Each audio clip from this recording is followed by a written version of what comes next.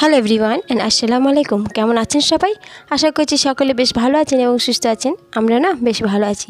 আমি আশা আমার আরও একটা ব্লগে আপনাদের জানাই অনেক অনেক স্বাগত। আজকে হচ্ছে রবিবার আর এখন ঘুরতে বাজে ওই 8:45 মতো। আর এখন থেকে আমি আমার ব্লগটি স্টার্ট করলাম। আশা করছি আপনাদের বেশ ভালোই লাগবে। তো সকাল থেকে উঠে পড়েছি, তবে খুব একটা সকালে উঠতে পারিনি। আজকে একটু ঘুম থেকে উঠতে দেরি হয়ে গেছে।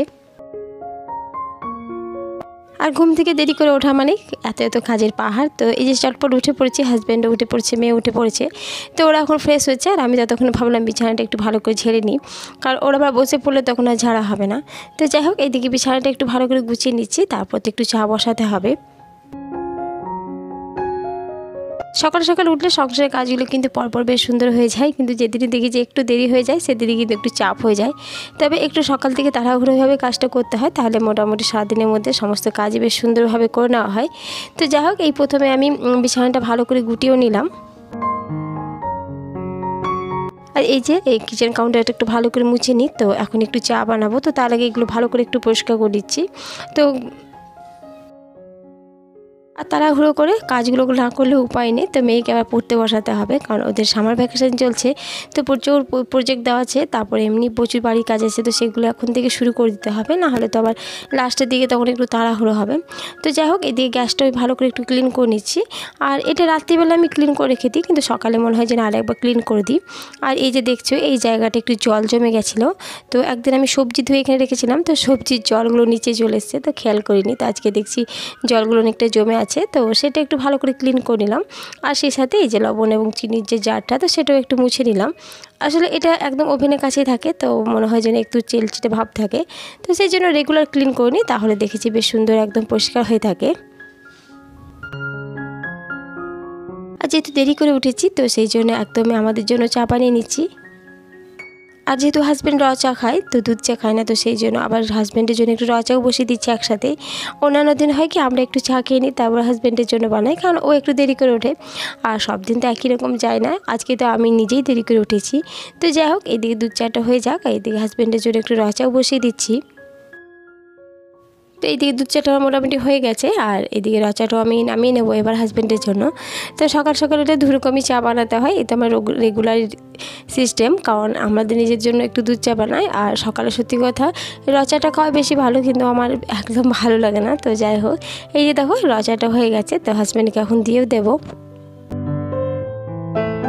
গতকালকের ভিডিওতে একজন দিদিভাই আমাকে কমেন্ট করেছেন যে আপনি যে ট্রাইপডটা ইউজ করেন, তো তার লিঙ্কটা শেয়ার করতে। তো দিদিভাই, আপনাকে একটা কথাই বলছি, কারণ আমার ট্রাইপডটা বহু পুরনো, কারণ আমি তো এখন রিসেন্ট ভিডিও করছি না, অনেক আগে থেকেই ভিডিও করি। তো সেই তখনকার ট্রাইপডটা আমি অর্ডার করেছিলাম। তো আপনি এমনি লং স্ট্যান্ড বলে সার্চ করলেও কিন্তু পেয়ে যাবেন। তো আমি বহু চেষ্টা করলাম, তো আমি খুঁজে পেলাম না, কারণ বহু আগে এটা অর্ডার করা একটা পার্সেল, তো তারপর অনেক কিছু অর্ডার করেছি, তো সেই জন্য আমি আর লিঙ্কটা শেয়ার করতে পারলাম না। তো আপনি এমনি লং স্ট্যান্ড বলে যদি আপনি সার্চ করেন, তো সেটাও পেয়ে যাবেন। এমনকি আমার একটা ছোট স্ট্যান্ড আছে, তো সেটাও আমি দেখলাম, তো সেটাও পেলাম না। তো আপনি এমনি লং স্ট্যান্ড যদি চান, তো সেখান থেকে বিভিন্ন রকম দেখতে পাবেন, এবং শুধু এটা নয়, এর চেয়ে আরও ভালো ভালো আপনি পাবেন। তো এইভাবে একটু সার্চ করলেই কিন্তু পেয়ে যাবেন। তো যাই হোক, আমি শেয়ার করতে পারলাম না, এই জন্য আমাকে একটু খারাপও লাগছে। তো যাই হোক, এই যে একটু দেরি করে উঠেছি, তো সেই জন্য একটু মুড়ি বানিয়ে নিচ্ছি। তো মুড়িটা অনেক দিন ধরে ভেজে খাওয়া হয়নি, আমি প্রায় কিন্তু এইভাবে একটু পেঁয়াজ বেরেস্তা করে মুড়ি ভাজা খাই, আর তার সাথে একটু চানাচুর দিয়ে দিই, তো খেতে বেশ ভালো লাগে। আর যেহেতু মুড়িটা গরম গরম থাকে, কারণ পেঁয়াজের উপরে আমি একটু হালকা ভেজে নিই, তাহলে বেশ মুড়মুড়ে হয়ে থাকে আর খেতেও বেশ ভালো লাগে। তো আজকে দেখলাম একটু ফাঁকাই আছি, ছুটির দিন, তো সেই জন্য একটু বানিয়ে খেলাম। তো যাই হোক, এটা অনেকটা সময় পেরিয়ে গেছে, তারপর মেয়েকে পড়তে বসিয়েছিলাম চা খাওয়ার পর, মেয়ে পড়ে উঠে গেছে। আর এই যে এখন একটু জল খাবার, আজকে একটু পরোটা বানাচ্ছি। এখন তো মোটামুটি পরোটা প্রায় বানাতে হচ্ছে আমাকে, তো সেই জন্য আর নতুন করে কি আর বলবো।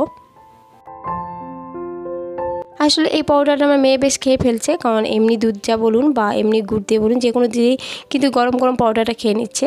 তো সেই যখন স্কুলে যেত তখন তো বানিয়ে দিতাম, আর এখন বাড়িতে আছে, তো সেটা বললাম, তো ও নিজে নিজে বললো যে খাবো, তো সেই জন্য বানিয়ে দিচ্ছে, আর আমাদের জন্য একটু খাওয়া হবে।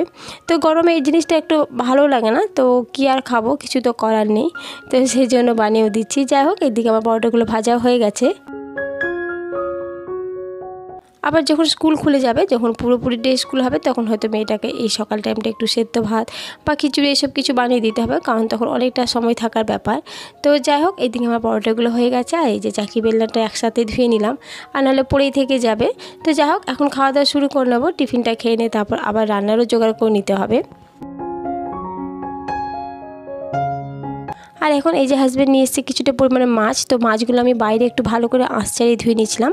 বাইরে একটা আমার শিল আছে, তো সেখানে ঘষে ঘষে ধুয়ে নিয়েছি। আর এখানে শিংকে একটু ভালোভাবে লবণ দিয়ে ধুয়ে নিয়ে এখন লাস্ট যেটা ধোয়া সেটাই। তো এখন এগুলো অনেকটা পরিমাণ মাছ নিয়ে এসছে, তো পুরোটা আজকে রান্না করবো না, কারণ হাতেটাও তো প্রয়োজন হবে না। তো অর্ধেকটা রেখে দেবো, অর্ধেকটা আজকে ভালো করে ভেজে যেমন ঝোল করে রান্না করি, তো সেটাই করবো আজকে। আর সেই সাথে আপনাদের আবারও একবার বলে দিই, আমার ভিডিও যদি আপনাদের এতটুকু ভালো লেগে থাকে, একটা লাইক দিয়ে আমার পাশে থাকতে পারেন। আর চ্যানেলে যদি কেউ নতুন হয়ে থাকেন, প্লিজ চ্যানেলটি সাবস্ক্রাইব করার অনুরোধ রইল। আর পুরনো যে বন্ধুরা আছে তাদেরকে তো অসংখ্য ধন্যবাদ।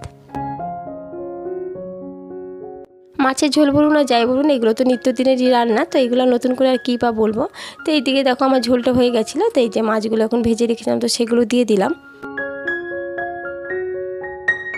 সকালে তো কাজের বোন ঝাড় দিয়ে মুছিয়ে চলে যায়, তো এই যে দুপুরে রান্না করার পর আমি একটু ঝাড় দিয়ে দিই উপর উপর, নাহলে মনটা একটু খুঁতখুত করে। আর এই যে দেখছো এই গোল জানলাটা দেখলাম একটু নোংরা হয়ে আছে, তো সেই জন্য একটু ভালো করে ঝাড়টা দিয়ে দিলাম। আর পুরো বারান্দা থেকে রুম আর একবার আমি প্লেন ঝাড় দিয়ে দিই, তাহলে বেশ একদম পরিষ্কার হয়ে থাকে। কারণ মেয়েটা এখন বাড়িতে আছে, ও টুকটাক কিন্তু অনেক নোংরা করে, আবার ও যখন না থাকে স্কুলে থাকে কিন্তু অতটাও নোংরা হয় না। আর এই যে দেখো টিভি যে কাউন্টারটা, সেটা একটু ভালো করে পরিষ্কার করে নিচ্ছি। তো এই যে এই জায়গাটা মেয়েটা প্রচণ্ড নোংরা করে, রিমোট বলুন যাই বলুন সমস্ত কিছু সামনে এনে রেখে দেয়। তো যাই হোক, এখন ঝাঁটগুলো দিয়ে দিই, তারপর মেয়ে তো স্নান করে নিয়েছে, আমিও স্নান করে নেব। আর এখন একদমই সন্ধ্যাবেলার সময়, তো এই যে মেয়েকে আজকে একটু প্লেন দুধ দেবো, ও কিন্তু কোনো কিছুতেই খাবে না। আর এই যে বারান্দায় এসেছি, তো দেখো আজকে বেশ সুন্দর লাগছে আবহাওয়াটা, একটু ঠান্ডা ঠান্ডাও আছে। তাহলে চলুন আজকের মতো এখানে, আবার দেখা হবে নতুন একটা ব্লগে। ধন্যবাদ।